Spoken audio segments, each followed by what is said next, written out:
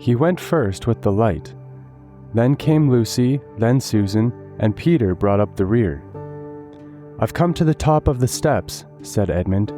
"Count them," said Peter. "1, 2, 3, said Edmund, as he went cautiously down, and so up to 16. "And this is the bottom," he shouted back. "Then it really must be Care Paravel," said Lucy. "There were 16. Nothing more was said till all four were standing in a knot together at the floor of the stairway. Then Edmund flashed his torch slowly round. "Oh," said all the children at once, for now they knew that it was indeed the ancient treasure chamber of Care Paravel, where they had once reigned as kings and queens of Narnia. There was a kind of path up the middle, as it might be in a greenhouse, and along each side at intervals stood rich suits of armor, like knights guarding the treasures. In between the suits of armor, and on each side of the path, were shelves covered with precious things, necklaces and arm rings and finger rings and golden bowls and dishes and long tusks of ivory, brooches and coronets and chains of gold, and heaps of unset stones laying piled anyhow as if they were marbles of potatoes, diamonds, rubies, carbuncles, emeralds, topazes, and amethysts. Under the shelves stood great chests of oak, strengthened with iron bars and heavily padlocked.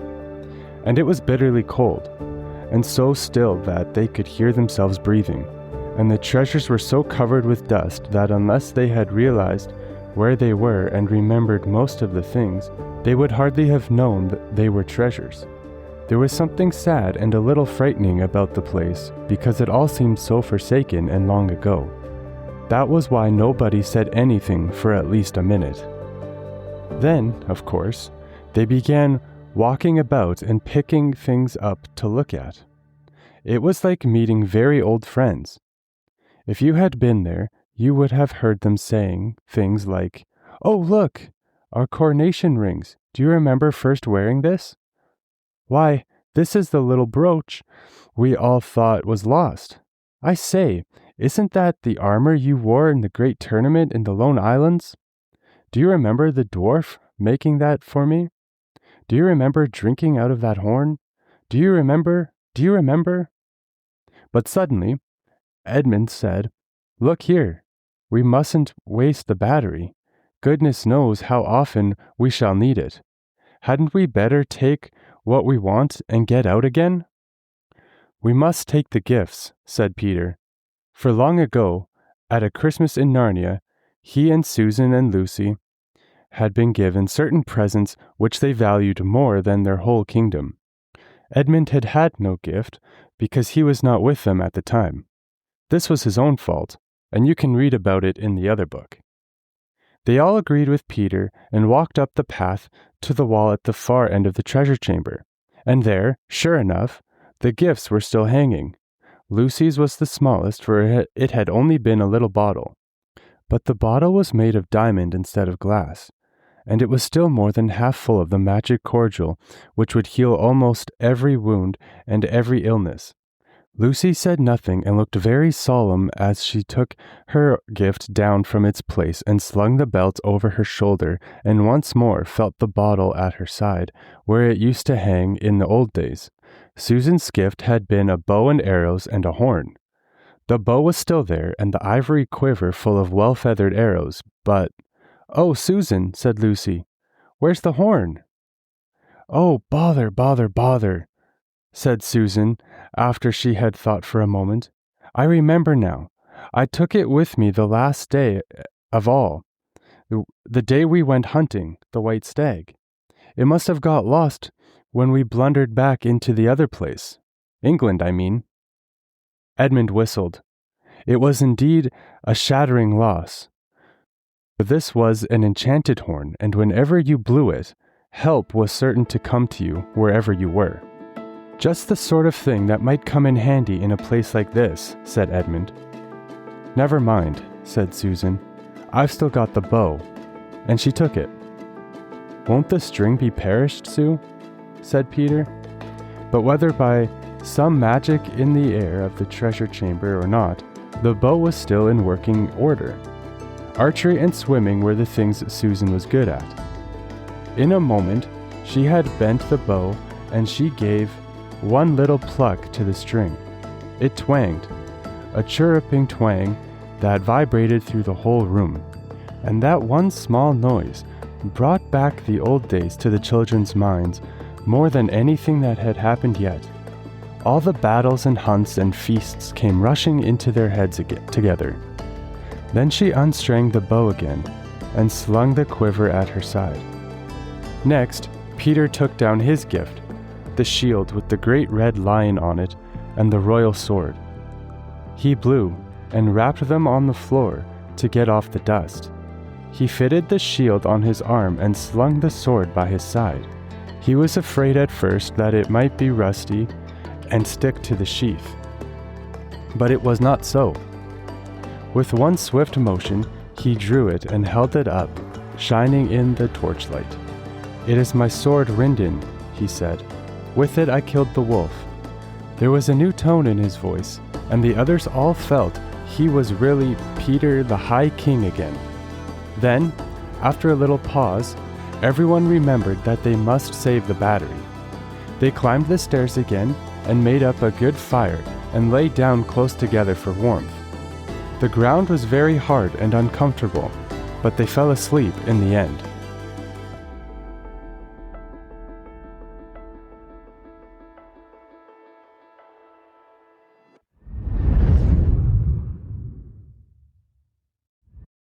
Hello, everybody, and welcome back to Faithful Fables. I'm your host, Lorne, and this is episode 12 of our first season. We're getting there, guys. We started this in July. It's now December, and we have made something, I think, really, really great that I think we can just build on from here. Today, we are going to continue our adventure into the book of Prince Caspian, and we will be focusing on the Pevensies today.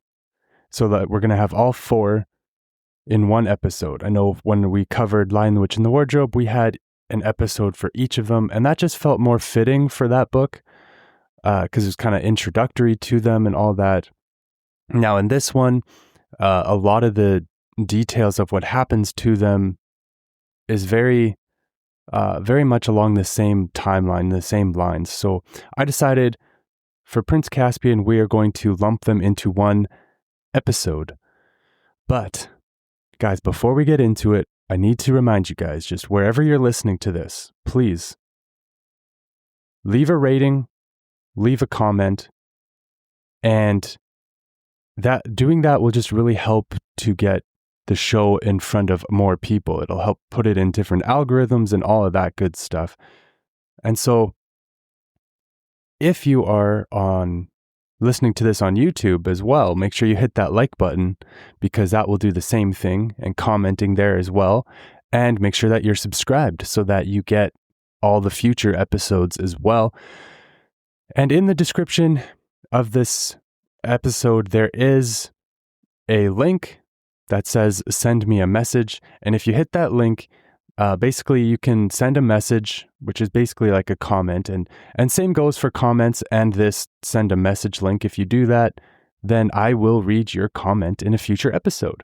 And so we've yet to have somebody do that.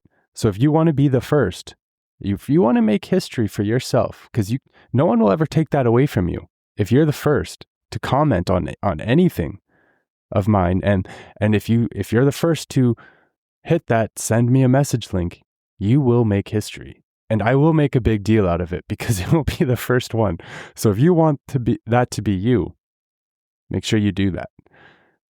All right. So anyways, let's get into this episode, you guys. So we pick up Prince Caspian, and I talked about a little bit of this in the previous episode. So some of this will be repetitive, but bear with me. So this is when the Pevensies come back to Narnia, right? So they start off in England. Obviously, what we read in the cold open, they're already in Narnia, but they do start off in England, and it is the Earth year 1941. And so it's just 1 year after the Pevensies had gone and returned to Narnia in Lion, the Witch, and the Wardrobe. And so the Pevensies were waiting for a train to take them to boarding school. And C.S. Lewis points out that they are gloomy. Now, the boys were going to a boys' school and the girls were going to a girls' school. This was Lucy's first time going to boarding school, and she had a nervous feeling in her stomach. That feeling was suddenly being replaced by a tugging sensation. She gave a sharp cry like she was being stung by a wasp, and then Edmund felt it, and then Peter felt it, and Peter actually thought that Susan was dragging him somewhere. And so they soon all felt that same sensation, and they likely felt pain because they hadn't experienced magic in over a year. So feeling it now felt uncomfortable, and in this case, they weren't the ones doing the magic, and so I don't know if any of them could do magic when they were in Narnia, but still, they were the ones being pulled by the magic. And so it still hurt, and they couldn't control that. So even though they knew it was magic, they still wanted it to stop. And again, some of this might be repetitive from the first Prince Caspian episode I did. But we need to talk about it. And so I see some similarities to what's happening to them here to real life. You know, sometimes God is leading us somewhere and you know that it's Him, but where He's leading you or what He's calling you to do can be uncomfortable, and we want it to stop. And we want it to stop and be replaced by something easy or something that feels good. But what we don't realize in those moments is that these things that feel uncomfortable often lead to something really great and worth it in the end if we choose to obey God's guidance. And I think the same is true for the Pevensies here. It is uncomfortable now, but this adventure will be worth it for them.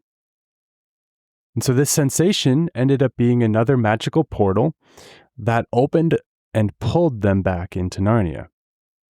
Now, they didn't know it right away that they were in Narnia, but this was also not the same Narnia that they visited a year ago.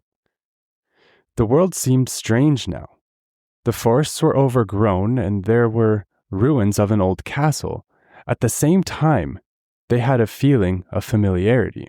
And we'll touch on it in a little bit, but it was a year for them. But as we know, Narnia time works differently. They did not have just 1 year in Narnia that had gone past. So anyways, Lucy had asked Peter if they were back in Narnia.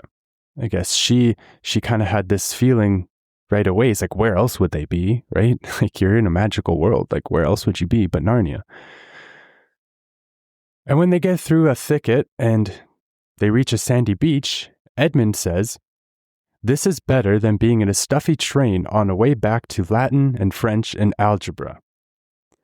And so the kids wade in the water and they have a good time. And they found the good in their situation and were making the most of it, which is another lesson we can learn here. Much like Paul in Philippians 4:11, he was able to be content in all things. And I see that with the Pevensies here. They're not sure where they are. I mean, they might have their suspicions that it's Narnia, but it looks so different that they don't know that. And I guess they're just realizing, like, hey, we're all together, we're alive, we're safe. Well, I mean, I guess maybe they don't know that they're safe, but we're all together. Let's go have some fun in the water, right? This is better than going to school. And so Susan acknowledges that they should come up with a plan. And see, Susan, she was always, even in Lion, the Witch, and the Wardrobe, she was always very motherly for her siblings. And here she's worried about them having food. And she was thinking about something practical that they didn't think about the first time they came to Narnia. And they had learned from that experience. And this is going to be a reoccurring theme of the things we're talking about. It's just that the things that they learned in Narnia the first time, and especially as they grew up into adults in Narnia, those lessons, those skills that they learned are going to come back to them now, and it's going to come in handy for them. But we'll touch on that as we go. And so Peter suggested that they walk along the sea in order to find streams of fresh water. And this is another example of that, where I don't think they would have known that it was, they wouldn't have known that it was better to drink from water further upstream the first time they were in Narnia. Even though, to be fair, the first time they were in Narnia, at least when they first got to Narnia, all the streams were frozen. Regardless, I don't think they would have had that knowledge, but they do now. And so they climb up some rocks, and they realize that they are on an island. And so they find a stream and they have a drink, where Edmund, it turns out, had some sandwiches in his bag. And so Susan suggests that they save the sandwiches just in case they need them. But Edmund rightfully points out that the sandwiches will go bad if they decide to leave them. And so they decide to have them to eat. And so Peter thought that it might come to them having to eat raw eggs, but he decided to keep that thought for himself. Because he knew his siblings, wouldn't like that and and he didn't want to worry them with a thought like that. So just like in Lion, the Witch, and the Wardrobe, Peter is being a good big brother. And I mean, he is the oldest, and he naturally takes on that leadership role. Edmund has the idea of exploring a forest because hermits and knights errants are able to live in the forests and survive. So Peter agrees with this, and I guess they decide they're going to explore. But we see here Edmund is smarter and more logical than in Lion, the Witch, and the Wardrobe. He may still be a child again, but he's using what he learned as an adult the last time. And this reminds me of a verse in the Bible in 1 Corinthians 13:11 that says, "When I was a child, I spoke as a child. I understood as a child. I thought as a child. But when I became a man, I put away childish things." Childish things are appropriate for children. Edmund has grown up. He's learned new gifts and skills that are appropriate at this present time. Edmund understands more of who he is and the things Aslan has been teaching him about himself. And so even the fact that he is a child currently, he has lived as an adult, and I think he carries some of that with him. I think they all do. And another thing that we notice here is that we see that Peter respects Edmund a lot more in this book than in Lion, the Witch, and the Wardrobe, which, after reading Lion, the Witch, and the Wardrobe, this is something that we all really hoped for. It's just that Peter and Edmund's relationship can mend, that there can be mutual respect and love between them. And we definitely see that in this book, which we'll point out more as we go.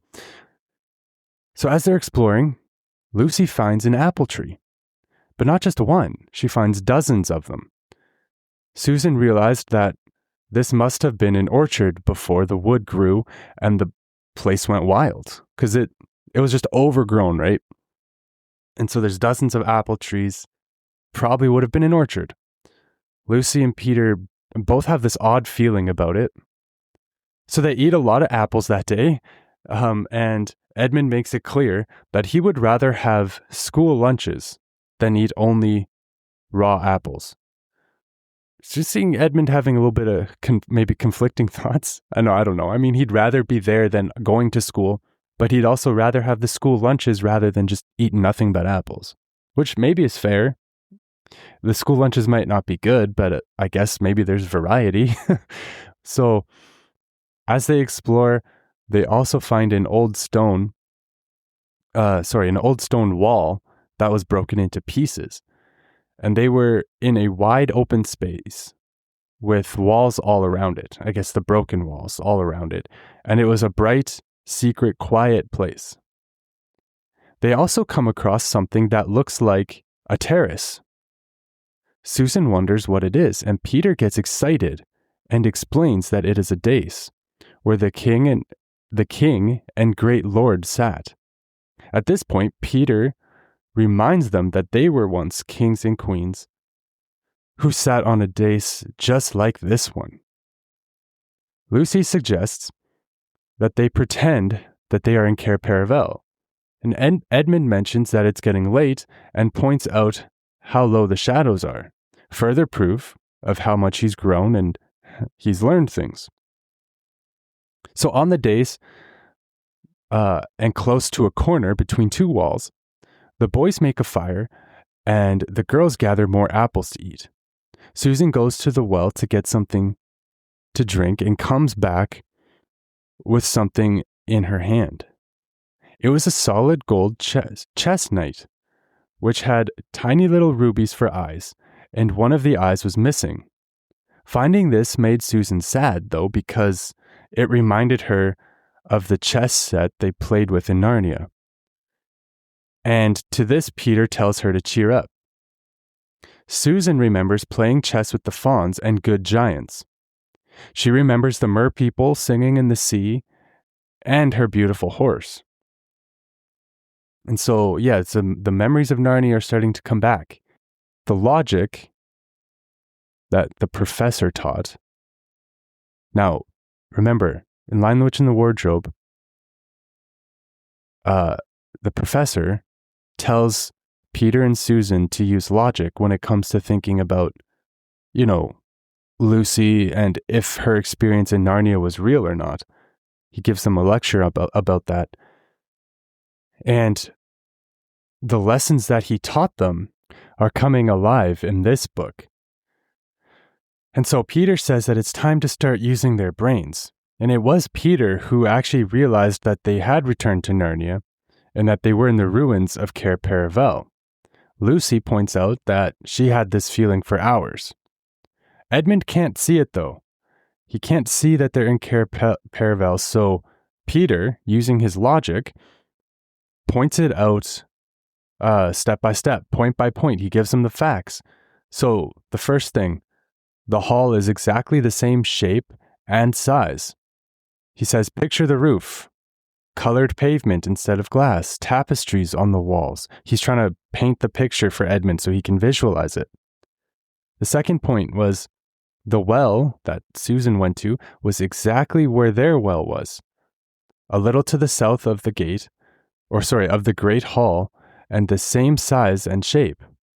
The third point was the chessmen that Susan found. And the fourth was they had planted an orchard outside the north gate. So Peter is trying to show Edmund, like, look, we got to use our brains here. Here's all the facts. It lines up with what we remember. And so this next section is going to be, further proof for all of them to really show that they are, in fact, at Care Paravel.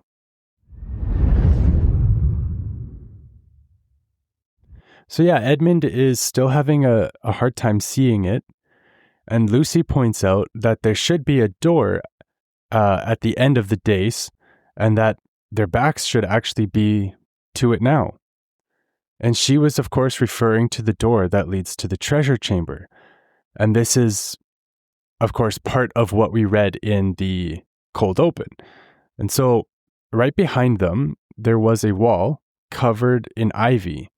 And Peter didn't believe that there was a door there, which is strange because he was the one that was saying, like, hey, this is Care Paravel. But I guess it was so covered in ivy, he didn't believe there was a door there. And Edmund hits it with a stick a few times, and all of a sudden he hears a different noise.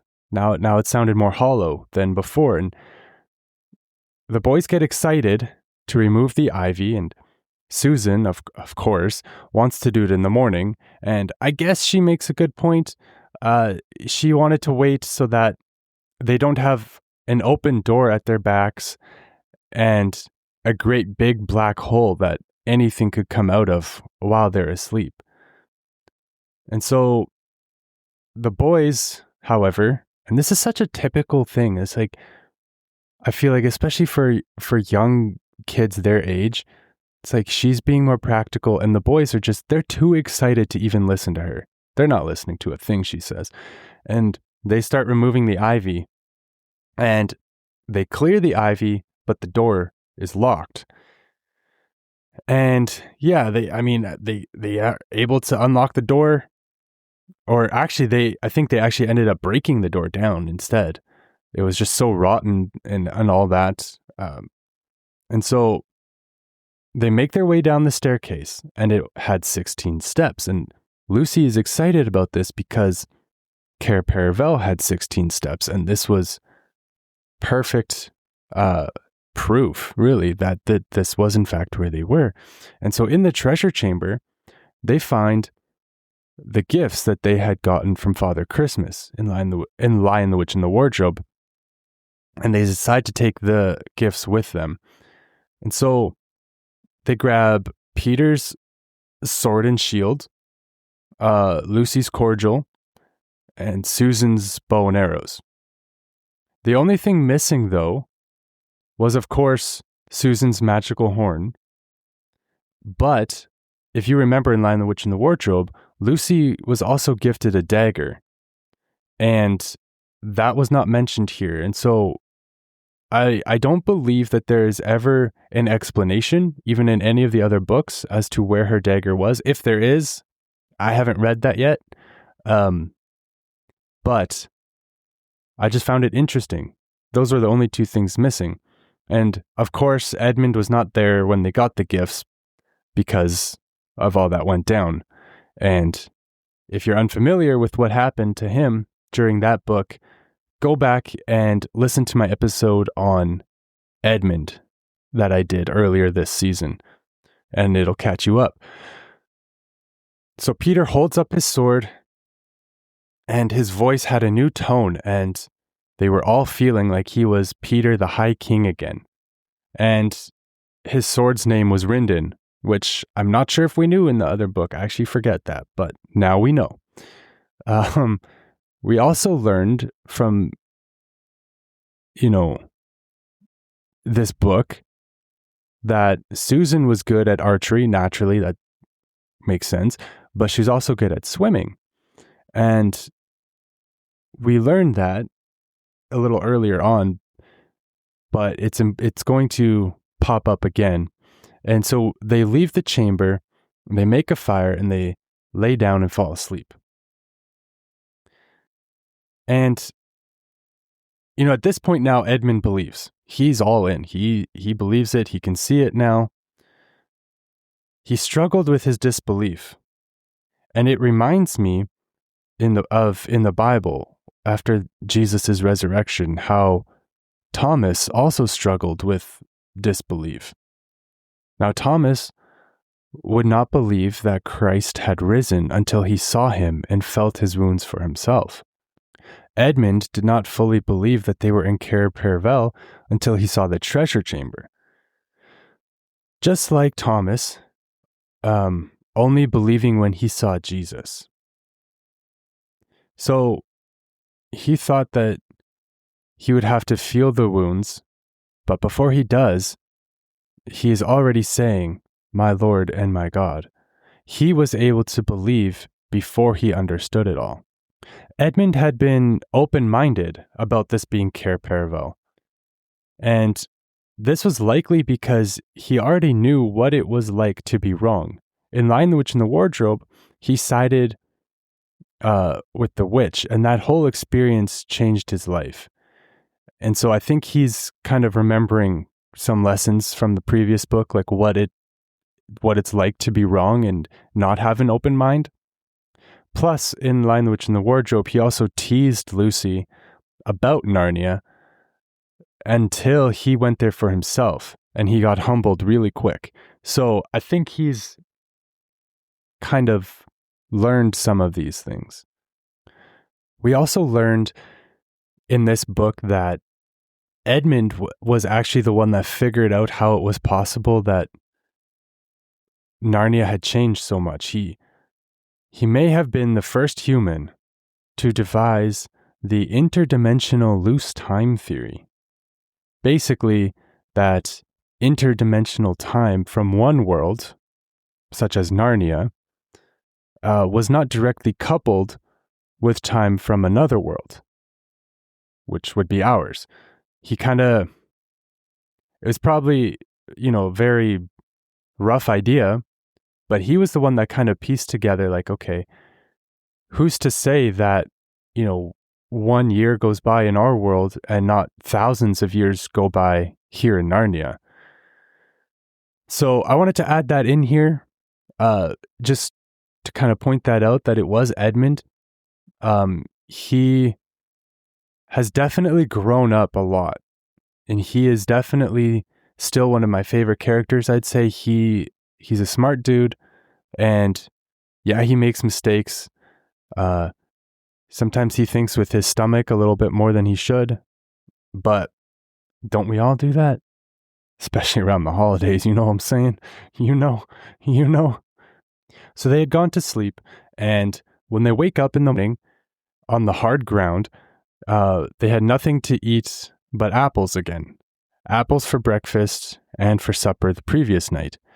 And this reminds me actually of an experience that I had on a missions trip in Haiti, where this one day,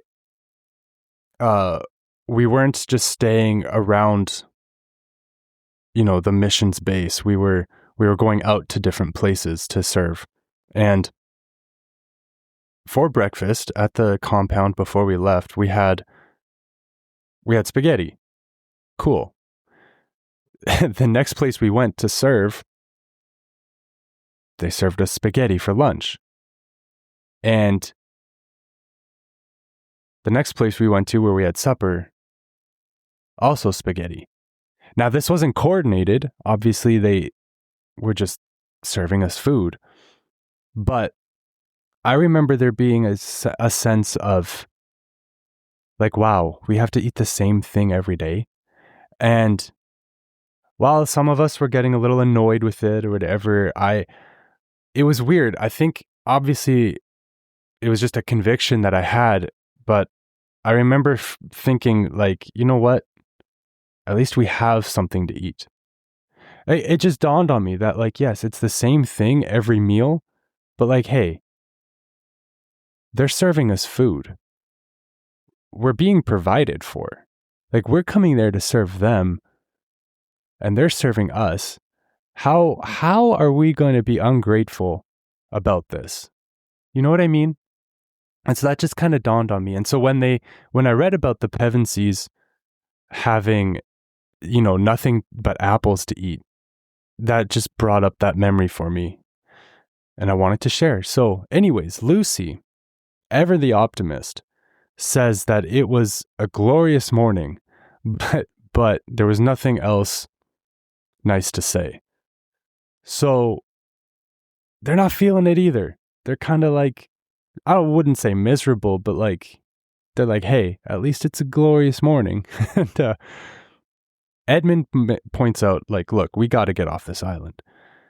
And so they head to a stream, and the suggestion of swimming came up. Now, this is why I mentioned Susan's good at swimming, because this suggestion would have only been good for Susan since, as I mentioned before, yes, she was good at swimming, but she also won awards for it in school. So she's like a champion swimmer here. And the thing is, they could all swim at one point in Narnia when they were grown-ups.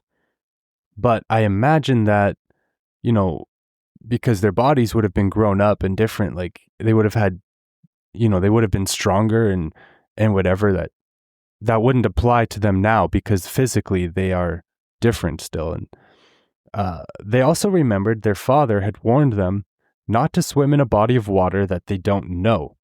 And they use his advice here. They decide not to swim. And so they're exploring the area, and they come across 2 Telmarine soldiers who were preparing to drown Trumpkin the dwarf. Trumpkin was bound, and they were about to throw him into the water. Susan shoots the one shoulder, preventing him from dropping him into the water. Both the soldiers flee, and they were actually uncertain. The soldiers, were uncertain if they should finish the job or not, and they chose not to do it. They ran away as soon as Susan started firing at them, and so now Susan was uncertain. She was uncertain if she should shoot to kill. When she reached for the second arrow, her face was white.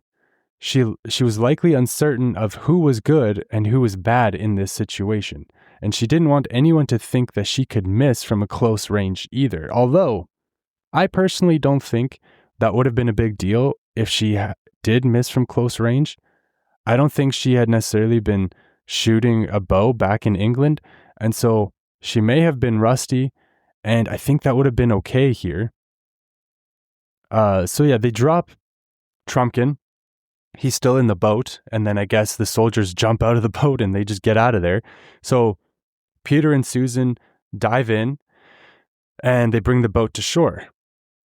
And Edmund cuts off the ropes and whatever was binding him. And so we do see throughout the book, as I mentioned before, that their previous knowledge is coming back to them, even if they had to relearn some of these things. And so we see that now Trumpkin is explaining that it is now the year 2303 in Narnia, meaning that it had been over 2,000 years, give or take, since the Pevensies had been in Narnia. Trumpkin tells them that what the story going around is that the woods that they're in have ghosts. And so then people would bring those they're looking to get rid of to those woods. Now, of course, this is a rumor that the Telmarines started many years ago. And because of these stories, Trumpkin is now uncertain. A lot of uncertainty happening here. Trumpkin is uncertain if he is a ghost or not, and so the Pevensies have to reassure him that he is in fact alive. So Trumpkin catches and cooks them fish to eat, and the fish that he caught were pavender fish. And pavender fish are a beautiful rainbow-colored fish that the Pevensies ate at Care Paravel in the old days. And so as they're talking with Trumpkin, Trumpkin was also curious about who they were, but Peter forced Trumpkin to tell them his story first before they told Trumpkin who they were. Trumpkin told them that he is a messenger of Prince Caspian. Now all four of them ask this at the same time who that is. Remember, they don't know who Caspian is at the time, and Trumpkin explains that right now he is only king of old Narnia, and that they are living in rebellion. He tells them about Caspian, and that the kingdom has since been invaded by the land of Telmar. The Telmarines had driven the creatures, both talking and non-talking, into hiding. The Telmarine leader was known as King Miraz. King, of course. Yeah. We use that term loosely. Prince Caspian was putting together an army made up of old Narnians to fight back against the Telmarine regime. Caspian had blown Susan's magical horn for help, and that is what opened the portal for them to return. Trumpkin doesn't know that. I'm just filling in those details, but he explains that Caspian blew the horn, and he told them that the army was at Aslan's How, which of course is the ancient site of the stone table. And Trumpkin was tasked to bring help when he found it to Aslan's How. Trumpkin explained what Susan's horn sounded like. He said the whole air was full of it, loud as thunder, but far longer, cool, sweet as music over water, but strong enough to shake the woods. He also talked about getting taken by Miraz's men. When they found Trumpkin, the seneschal was a pompous fool and didn't end him. Realizing that it was in fact Susan's horn that summoned them back to Narnia, Lucy wonders why they wouldn't believe it. Like, why they wouldn't believe that the horn is what brought them back. She even references stories like the Arabian Nights, where people were called from one place to another using magic. So Trumpkin then explained to them that Caspian and the others were thinking that the horn would summon great warriors, not children. So he's a little confused, because as I mentioned in an earlier episode, they knew that if help was to come, it would probably be in one of two places. The site of Care Paravel, where they were, or at the lamppost. And so Trumpkin came here in hopes to find these great warriors that they were all expecting, but he found these kids. And so he's a little confused. He's not thinking that they are who they should be. Kind of actually reminds me a little bit about how in the Bible, they were expecting the Messiah to be this great military leader and he would overthrow Rome and all that. Like, they were expecting something very different than what they got. Of course, what they got was much better, but just had that thought. And so he's a little confused. And Edmund tells Trumpkin about how they won the Battle of Baruna, and they would have been younger then than they were now, honestly. And Edmund had that confidence that it didn't matter what Trumpkin said or what Trumpkin thought. He knew the truth of who they were, and that's all that mattered. They tried explaining to Trumpkin that they were, in fact, the kings and queens of old, but again, he's having a hard time thinking about, putting that together because, like, how? You're kids. You're supposed to be warriors. How could you possibly be who you say you are? So they decide that they're going to prove to Trumpkin who they are.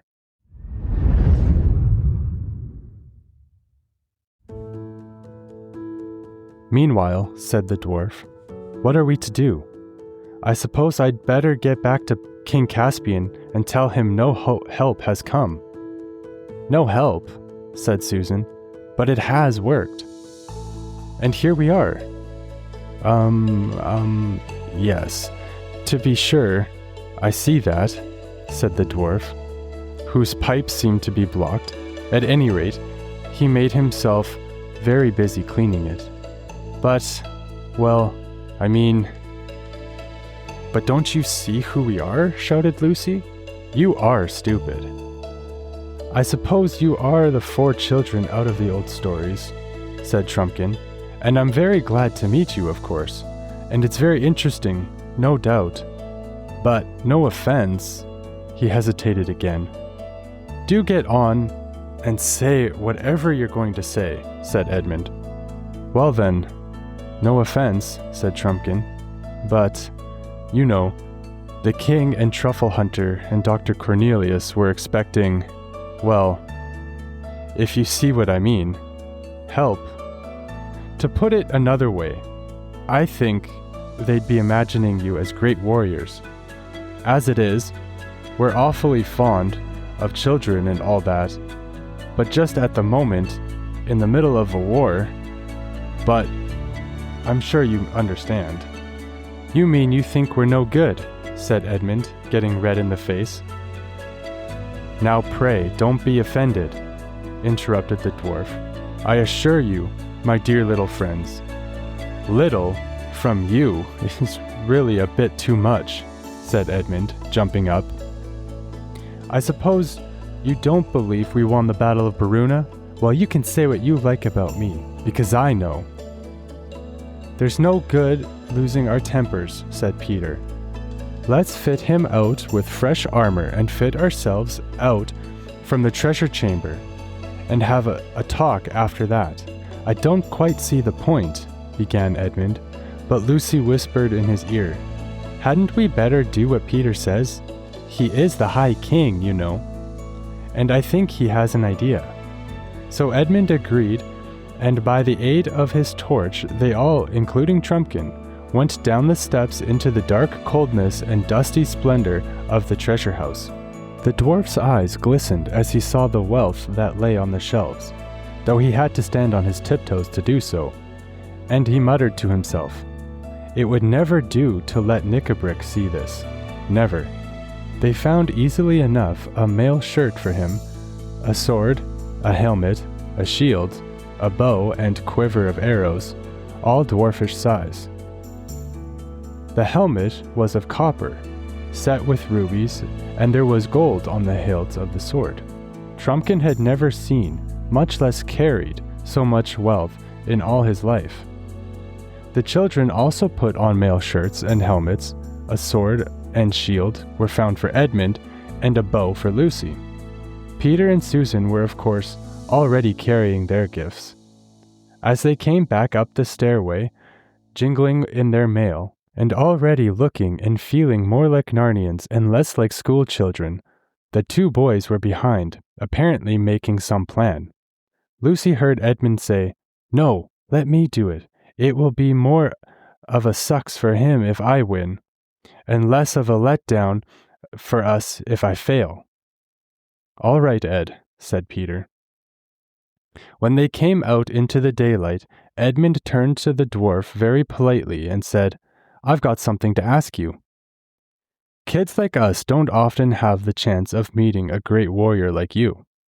Would you have a little fencing match with me? It would be frightfully decent." "But lad," said Trumpkin, "these swords are sharp." "I know," said Edmund, "but I'll never get anywhere near you, and you'll be quite clever enough to disarm me without doing me any damage." "It's a dangerous game," said Trumpkin, "but since you make such a point of it, I'll try a pass or two." Both swords were out in a moment, and the three others jumped off the dais and stood watching. It was well worth it. It was not like the silly fighting you see with broadswords on a stage. It was not even like the rapier fighting, which you sometimes see rather better done. This was real broadsword fighting. The great thing is to slash at your enemies' legs and feet because they are the part that have no armor. And when he slashes at yours, you jump with both feet off the ground so that his blow goes under them. This gave the dwarf an advantage because Edmund, being much taller, had to always be stooping. I don't think Edmund would have had a chance if he had fought Trumpkin 24 hours earlier. But the air in Narnia had been working upon him ever since they arrived on the island, and all his old battles came back to him, and his arms and fingers remembered their old skill. He was King Edmund once more. Round and round the two combatants circled, stroke after stroke they gave, and Susan, who had never learned to like this sort of thing, shouted out, "Oh, do be careful!" And then so quickly that no one, unless they knew as Peter did, could quite see how it happened. Edmund flashed his sword round with a peculiar twist. The dwarf's sword flew out of his grip, and Trumpkin was wringing his empty hands as you do after a sting from a cricket bat. "Not hurt, I hope, my dear little friend," said Edmund, panting a little and returning his own sword to its sheath. "I see the point," said Trumpkin dryly. "You know a trick I've never learned." "That's quite true," put in Peter. "The best swordsman in the world may be disarmed by a trick that's new to him. I think it's only fair to give Trumpkin a chance at something else. Will you have a shooting match with my sister? There are no tricks in archery, you know." "Ah, you're jokers, you are," said the dwarf. "I begin to see. As if I don't know how she can shoot, after what happened this morning. All the same, I'll have a try." He spoke gruffly, but his eyes brightened, for he was a famous bowman among his people. All five of them came into the courtyard. "What's to be the target?" asked Peter. I think that apple hanging over the wall on the branch there would do, said Susan. That'll do nicely, lass, said Trumpkin. You mean the yellow one near the middle of the arch? No, not that, said Susan. The red one, up above, over the battlement. The dwarf's face fell. Looks more like a cherry than an apple, he muttered. But he said nothing out loud. They tossed up the first shot, greatly to the interest of Trumpkin, who had never seen a coin tossed before. And Susan lost. They were to shoot from the top of the steps that led from the hall into the courtyard. Everyone could see from the way the dwarf took his position and handled his bow that he knew what he was about. Twang went the string. It was an excellent shot. The tiny apple shook as the arrow passed, and a leaf came fluttering down. Then Susan went to the top of the steps and strung her bow. She was not enjoying her match half so much as Edmund had enjoyed his, not because she had any doubt about hitting the apple, but because Susan was so tender-hearted that she almost hated to beat someone who had been beaten already. The dwarf watched her keenly as she drew the shaft to her ear. A moment later, with a little soft thump which they could all hear in that quiet place, the apple fell to the grass, with Susan's arrow in it. "Oh, well done, Sue," shouted the other children. "It wasn't really any better than yours," said Susan to the dwarf. "I think there was a tiny breath of wind as you shot." "No, there wasn't," said Trumpkin. "Don't tell me. I know when I am fairly beaten. I won't even say that the scar of my last wound catches me a bit when I get my arm well back." "Oh, are you wounded?" asked Lucy. "Do let me look." "It is not a sight for little girls," began Trumpkin. But then he suddenly checked himself. "There I go talking like a fool again," he said. "I suppose you're as likely to be a great surgeon as your brother was to be a great swordsman, or your sister to be a great archer." He sat down on the steps and took off his hauberk and slipped down his little shirt, showing his arm as hairy and muscular in proportion as a sailor's, though not much bigger than a child's. There was a clumsy bandage on the shoulder which Lucy proceeded to unroll. Underneath, the cut looked very nasty, and there was a good deal of swelling. "Oh, poor Trumpkin," said Lucy. "How horrid!" Then she carefully dripped onto it a single drop of the cordial from her flask. "Hullo, eh? What have you done?" said Trumpkin. But however he turned his head and squinted and whisked his beard to and fro, he couldn't quite see his own shoulder. Then he felt it as well as he could, getting his arms and fingers into very difficult positions, as you do when you're trying to scratch a place that is just out of reach. Then he swung his arm and raised it and tried the muscles, and finally jumped to his feet, crying, "Giants and junipers! It's cured! It's as good as new!" After that he burst into a great laugh and said, "Well, I've made a fool of myself as ever a dwarf did. No offense, I hope. My humble duty to your majesties, all humble duty. And thanks for my life, my cure, my breakfast, and my lesson." So we see there that they needed to prove to Trumpkin who they were, since he was having a hard time believing them. And they did various things to prove themselves. And this made the story more, I guess, relational, more character-driven. So Edmund challenged him to a sword fight, and Peter wanted to fight Trumpkin, but Edmund convinced him that it should be him to do it.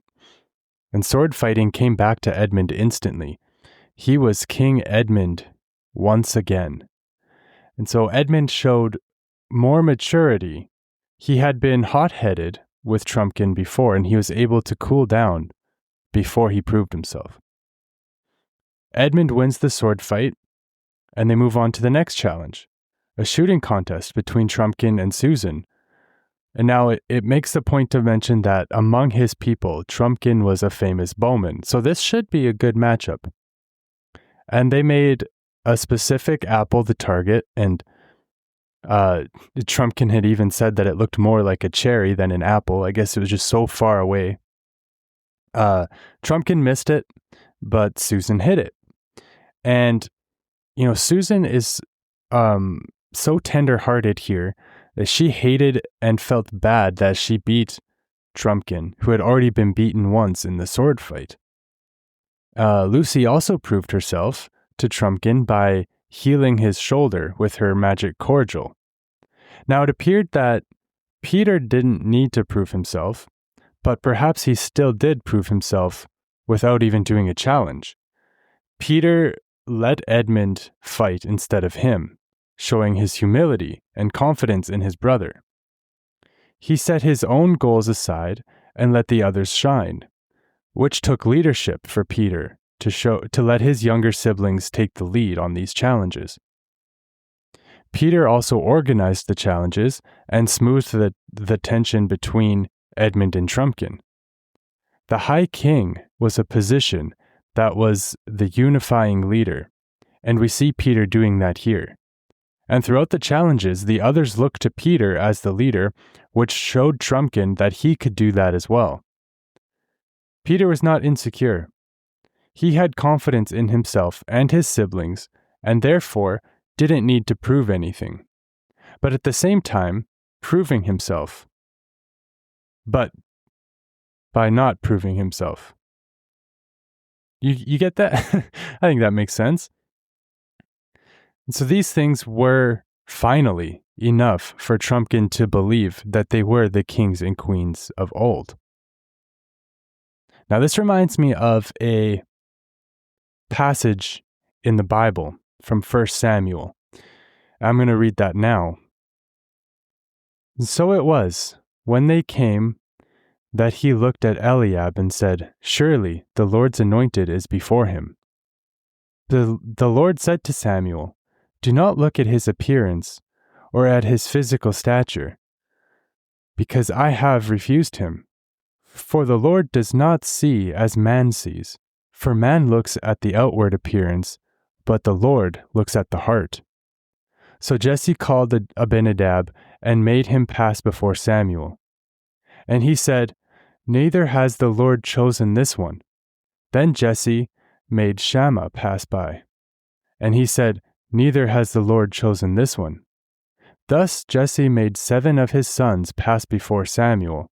And Samuel said to Jesse, "The Lord has not chosen these."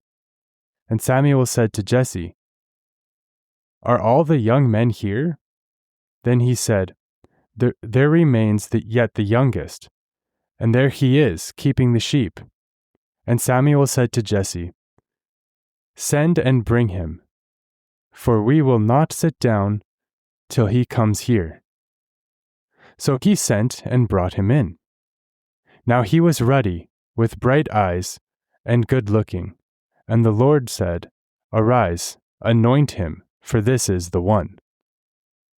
And that is 1 Samuel 16, verse 6 to 12. The reason I bring that up is because the Pevensies were correct about their claims of who they were. And Trumpkin knew the facts. He knew that there were 4 of them, that they were siblings, 2 girls, 2 boys, and they even had the right names as the kings and queens of old. Everything was right. Lucy told Trumpkin that he was stupid because he couldn't see who they were. Now God looks at the outward appearance, as it says in Samuel there. He looks at the heart. Sorry, he doesn't look at the outward appearance. Oof, let's not get that wrong. He doesn't look at the outward appearance, and he looks at the heart. Trumpkin made this same mistake. Trumpkin made that mistake. He was expecting them to be great warriors, not children. He looked at their outward appearance and made his judgment based on that. Susan ended up proving herself the most, It was her horn that brought them to Narnia. Her archery skills saved Trumpkin from the soldiers, and she also won the archery contest.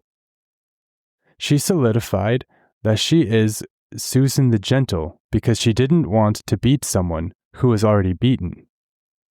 Now, Trumpkin shows that he has great character.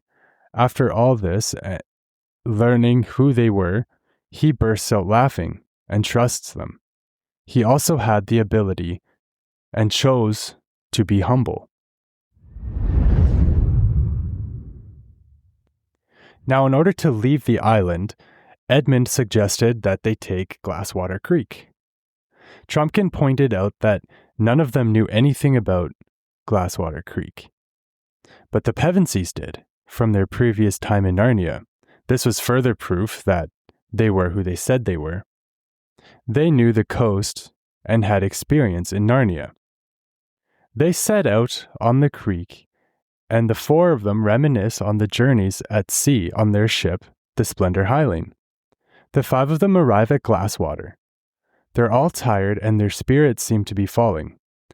They were wondering how a handful of dwarfs and woodland creatures were supposed to defeat an army made up of grown-up humans.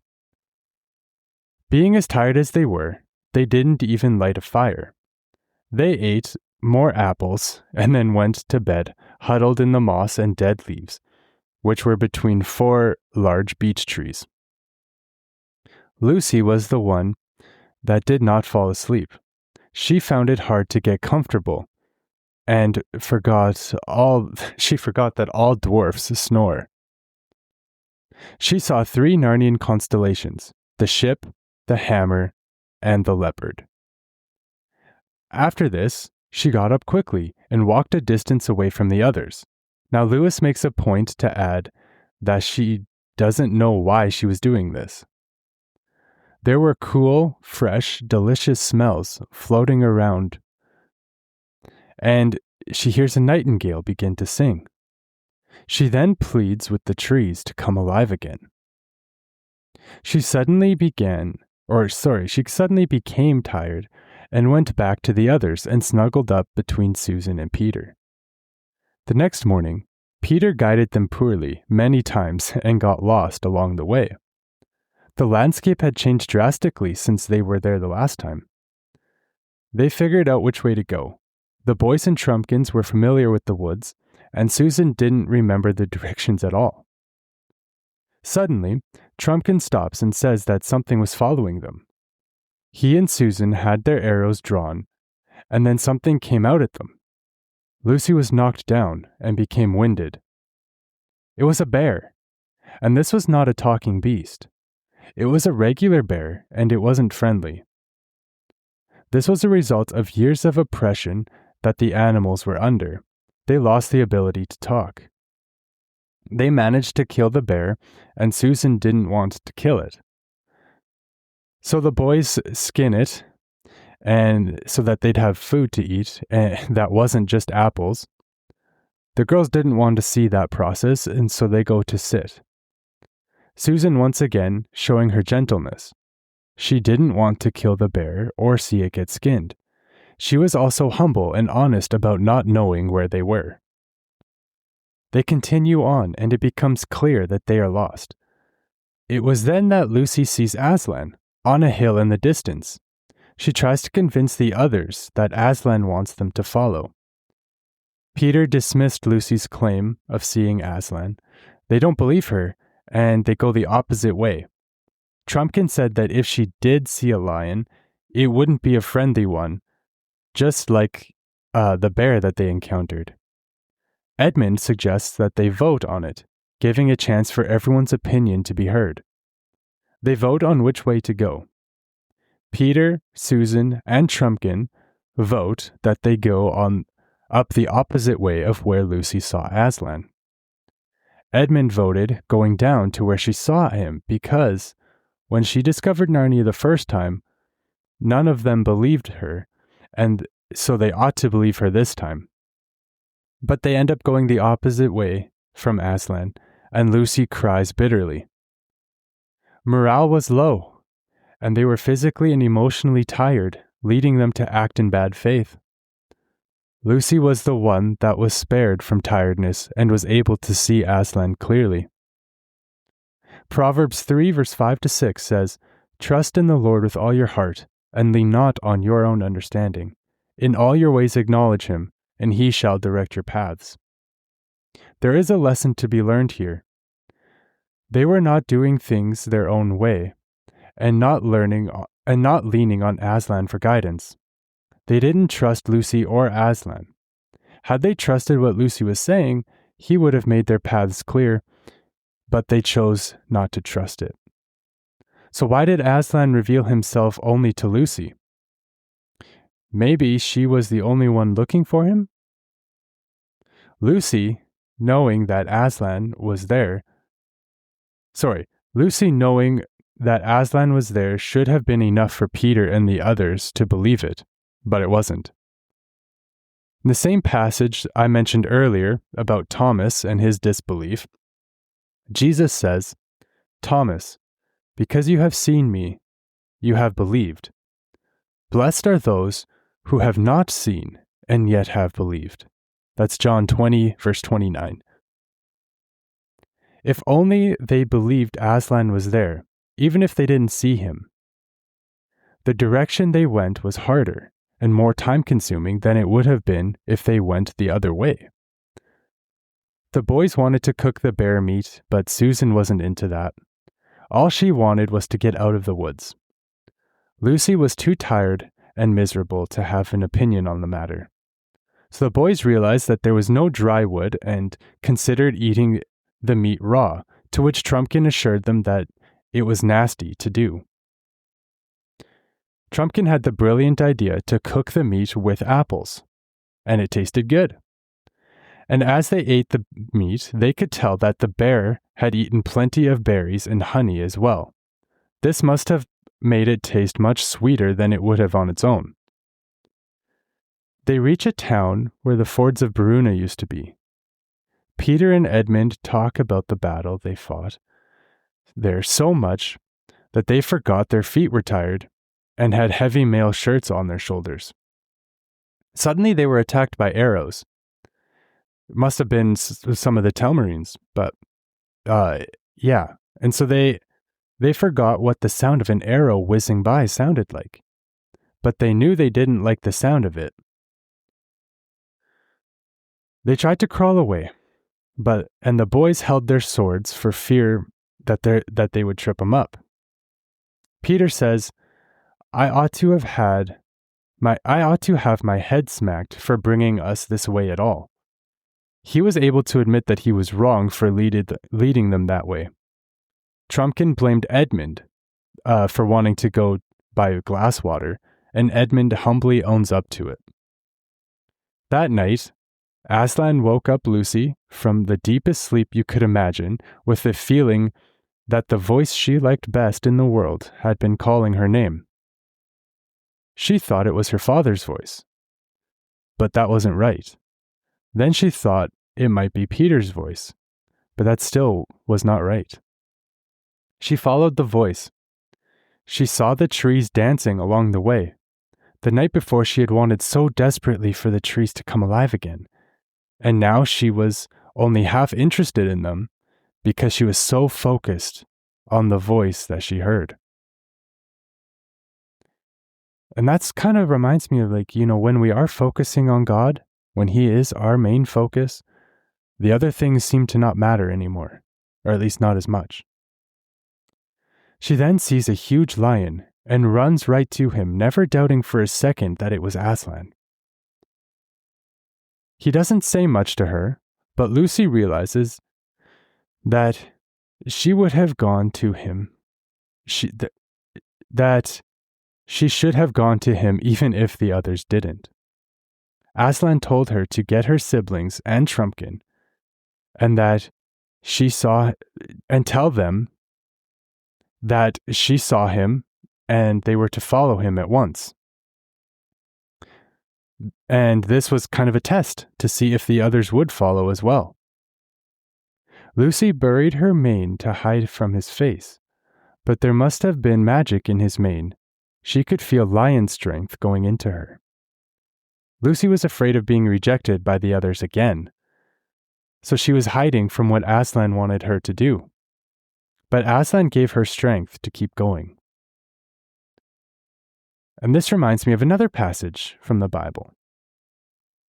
Now the boy Samuel ministered to the Lord before Eli. And the word of the Lord was rare in those days. There was no widespread revelation.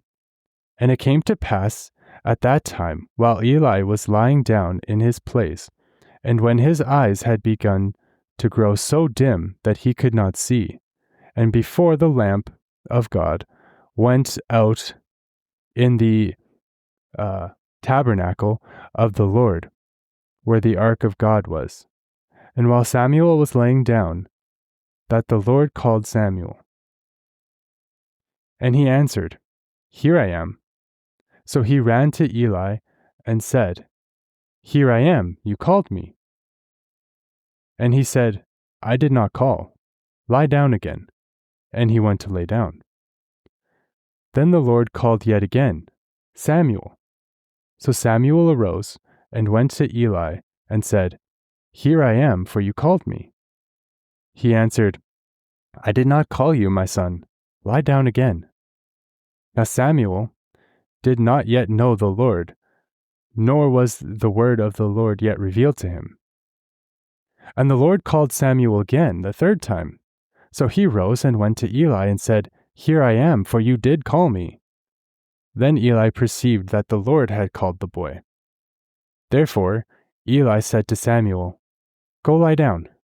And it shall be, if he calls you, that you might say, Speak, Lord, for your servant hears. So Samuel went and laid down in his place. Now the Lord came and stood and called as at other times, Samuel, Samuel. And Samuel answered, Speak, for your servant hears.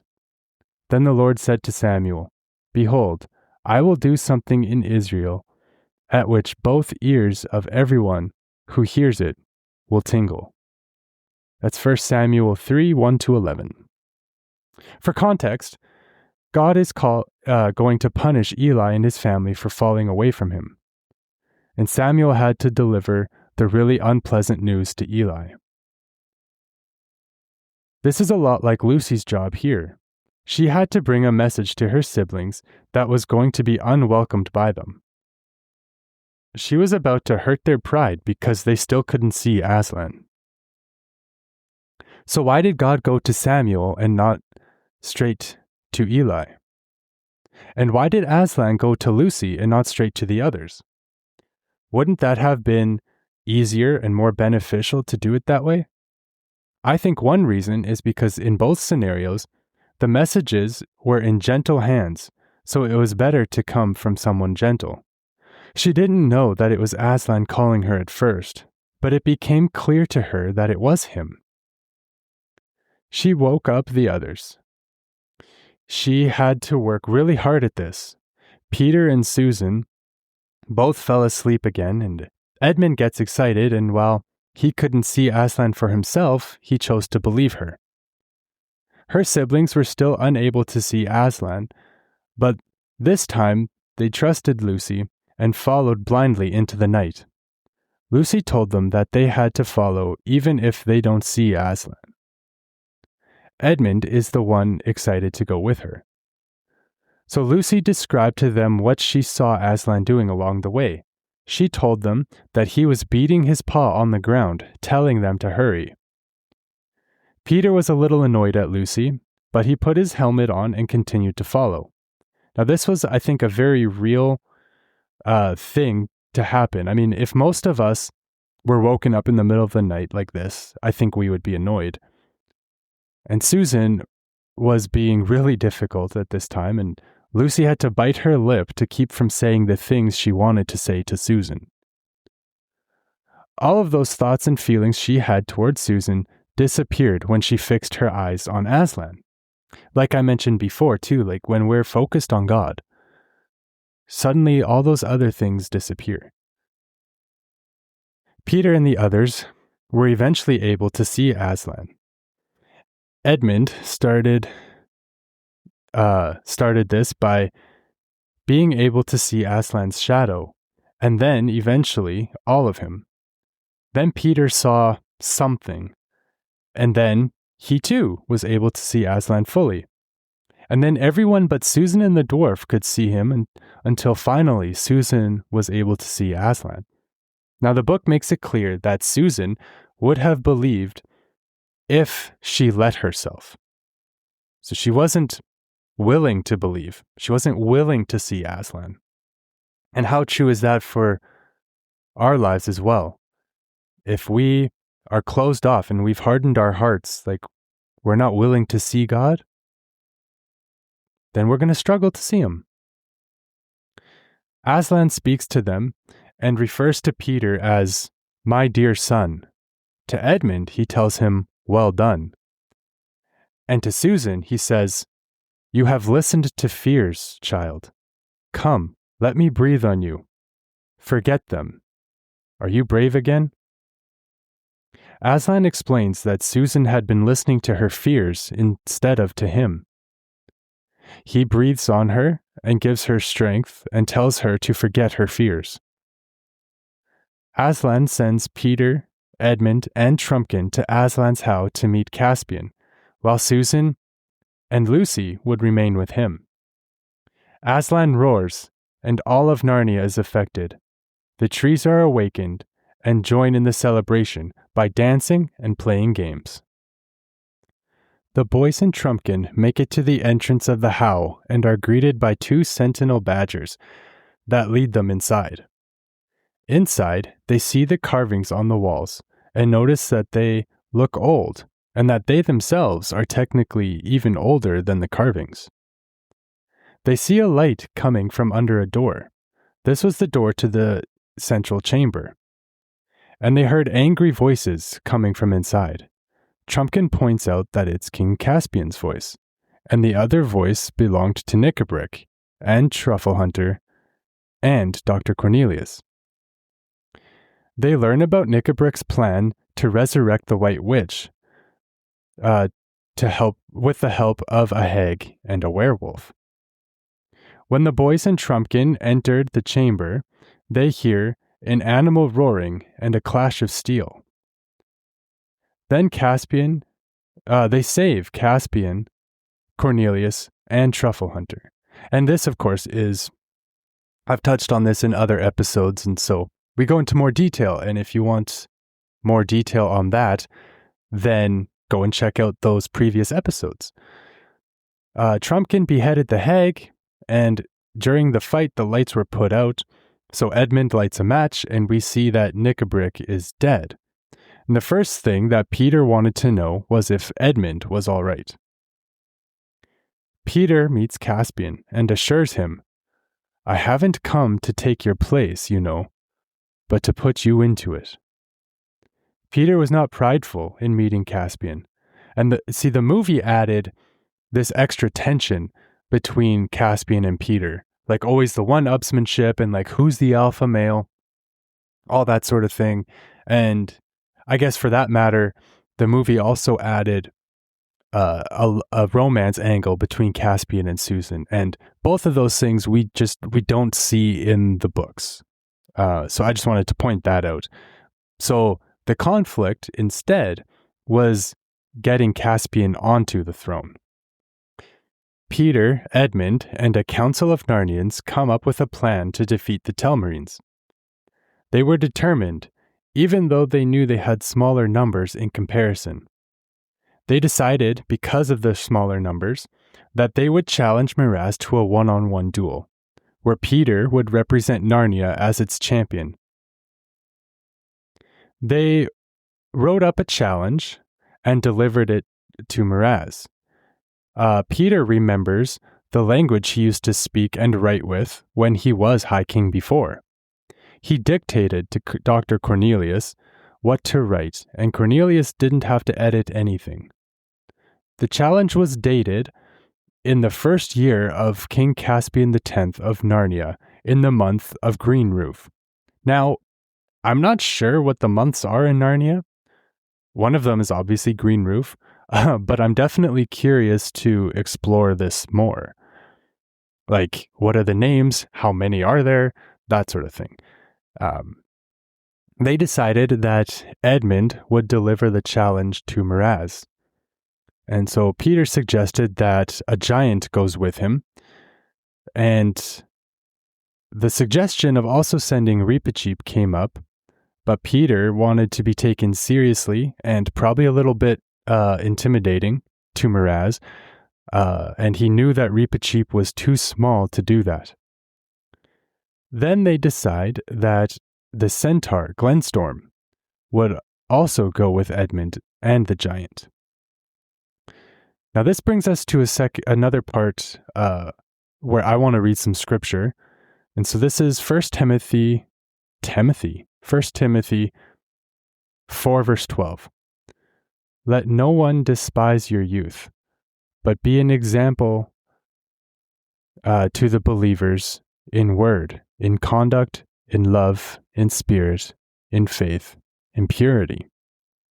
Now this verse is fitting for Peter, Edmund, and Caspian, actually, because they are all still children. Now, as Edmund approached Miraz, the soldiers did not recognize him, and neither would the boys at his school. Aslan had breathed on him, and a kind of greatness hung about him. They never talked about how young he looked, but rather how fierce he looked. He was described as being a kinglier man than Miraz ever was. Now, back to 1 Timothy, Paul was reminding Timothy not to let people look down on him because of his age.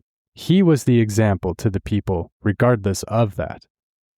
So the soldiers tell Miraz that if it is truly Edmund, that he should turn down the challenge, because if it was Edmund, Peter would be even worse. Now, in his outrage with the soldiers, Miraz accepts the duel. Peter announced that Giant Wimblewether, the Bulgy Bear, and Glenstorm would be his marshals for the duel. Edmund asked Peter if he thinks that he could beat Miraz, and Peter was honest and humble and says, "That's what I'm fighting to find out." Edmund and Caspian, I guess, are sitting together witnessing the duel, and during the fight, Peter gets injured and can't use his shield properly since he had a sprained wrist.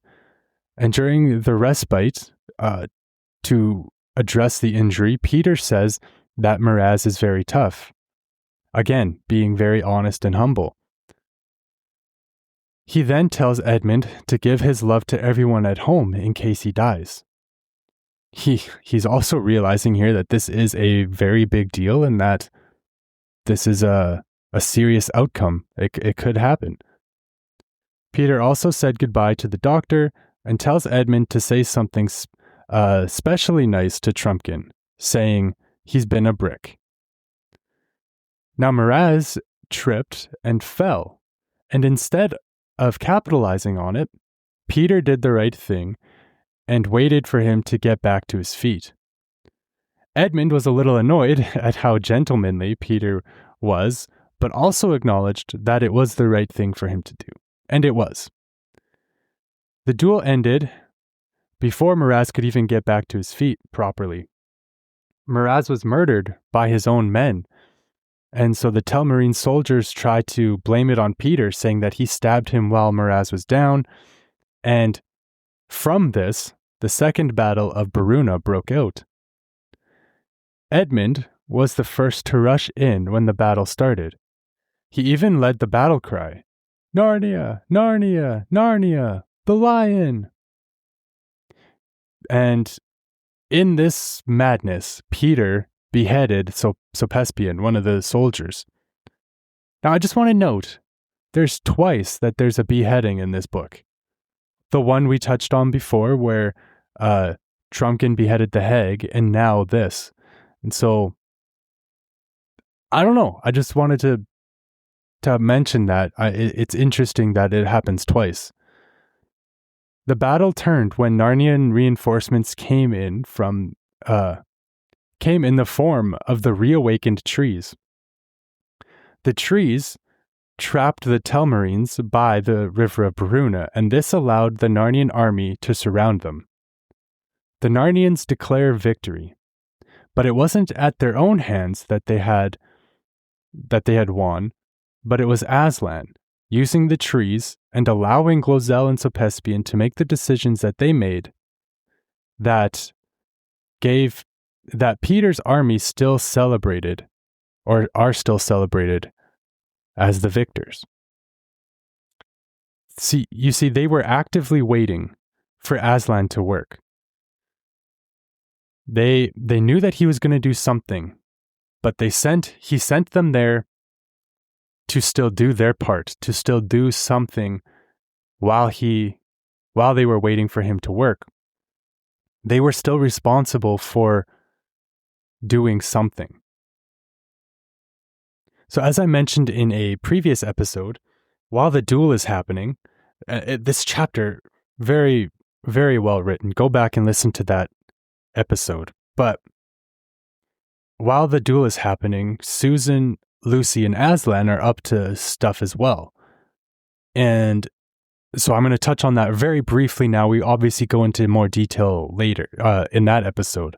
But very briefly, Susan and Lucy are with Aslan, and they're joined by an odd party, of guests, including dryads, Silenus on a donkey, a group of wild girls, and Bacchus, the Lord of Revelry himself. The next morning, Lucy is woken up by Aslan again, and this time the entire group paraded into the town of Bruna. See, because now where the fords of Bruna were, the Telmarines have since made a town out of it. So Aslan frees the oppressed, he heals the sick, and he made merry those who were sad. In Lion the Witch in the Wardrobe, he restored the statues, and now he's doing all of these things. And both times, it happened while a battle or a fight was taking place. So Aslan destroys the bridge, and he frees the river god, and he called many schoolchildren and an old woman to drop what they were doing and follow him. Susan and Lucy were once again the lucky ones that got to see all this from Aslan's perspective. When they arrive at Aslan's house, they found the battle had already been fought, and the Telmarines had already surrendered. And something, just the whole talk about the trees being awakened and all of this reminds me of something in Isaiah 55, verse 12 to 13, that says, "For you shall go out with joy, and be led out with peace. The mountains and the hills shall break forth into singing before you, and all the trees shall clap their hands. Instead of the thorn shall come up the cypress tree, and instead of the briar shall come up the myrtle tree. And it shall be to the Lord for a name, for an everlasting sign that shall not be cut off." So the trees are clapping in Isaiah, and they're dancing in Prince Caspian. All of creation celebrates God's work, and in the book, they're celebrating Aslan's work. After the battle, Lucy makes good use of her cordial and saves many lives, just like in Lion the Witch in the Wardrobe. One of these lives was, of course, Reepicheep the mouse. Also after the battle, Peter introduced Caspian to Aslan. Aslan commands Peter to knight Caspian. And 5 days later, Aslan brought the Pevensies and the willing remaining Telmarines to a glade at the fords of Bruna, where he set up a large wooden gate, which ended up being yet another portal back to our world. In a private meeting, Aslan told Peter and Susan that Edmund and Lucy would have more adventures in Narnia, but their time in Narnia had come to an end. Now, before knowing this, Edmund had a feeling that he would be back in Narnia one day. A Telmarine soldier volunteers to go through the portal, and when he walks through, he vanishes, and the Telmarines think that Aslan is trying to send them to their death. They want Aslan to send one of his friends through and reap a cheap offers, but Aslan says no, and that the others must lead. So Peter and Susan tell Edmund and Lucy to come on, and that their time is up. Susan makes it a point to say that they need a change of clothes so they don't look like fools on the platform in England. And that wasn't an issue last time they went back, so I don't know why she was worried this time. So they do change their clothes, and some of the Telmarines kind of, scoff at them for that and how they're looking or whatever, but it doesn't matter. It doesn't matter. They know who they are, and plus Aslan's there, so yeah. But anyways, Peter tells Edmund and Lucy that he and Susan are not coming back to Narnia, and that they are getting too old. And so they say their goodbyes, and Caspian offers Susan her horn back, but she tells him to keep it. It was odd and not very nice to take off their royal clothes and to come back into their school things, not very fresh now, into the great assembly. One or two of the nastier Telmarines jeered, but the other creatures all cheered and rose up in honor of Peter the High King, and Queen Susan of the Horn, and King Edmund and Queen Lucy. There were affectionate, and on Lucy's part, tearful farewells with all their old friends, animal kisses and hugs from bulgy bears, and hands wrung by Trumpkin, and a last trickly, whiskerish embrace with Truffle Hunter. And of course, Caspian offered the horn back to Susan, and of course, Susan told him to keep it. And then, wonderfully and terribly, it was farewell to Aslan himself, and Peter took his place with Susan's hands on his shoulder, and Edmund's on hers, and Lucy's on his, and the first of the Telmarines on Lucy's, and so on in a long line. They moved forward to the door. After that came a moment which is hard to describe, for the children seemed to be seeing three things at once. Once was the mouth of a cave opening into a large, glaring green of blue, and an island in the Pacific, where all the Telmarines would find themselves the moment they were through the door. The second was a glade in Narnia, the faces of dwarfs and beasts, and the deep eyes of Aslan, and the white patches of a badger's cheeks. But the third, which rapidly swallowed up the other two, was the gray, gravelly surface of a platform in a country station, and a seat with luggage round it, where they were all sitting as if they had never moved from it, a little flat and dreary for a moment after they had all been through, but also unexpectedly nice in its own way.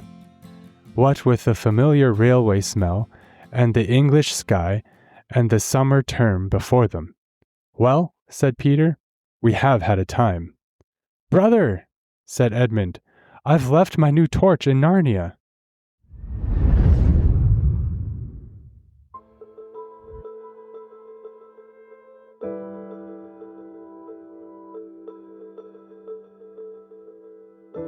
Thank you everyone for listening to this episode of Faithful Fables.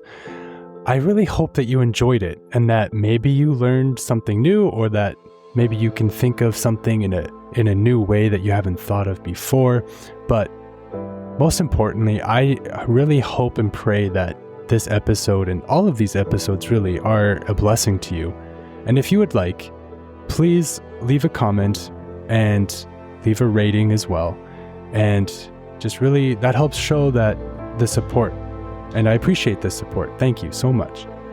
And as we go into the new year as well, I hope that you continue to support and make Faithful Fables even bigger. And so, until the new year, until you hear from me again, stay faithful.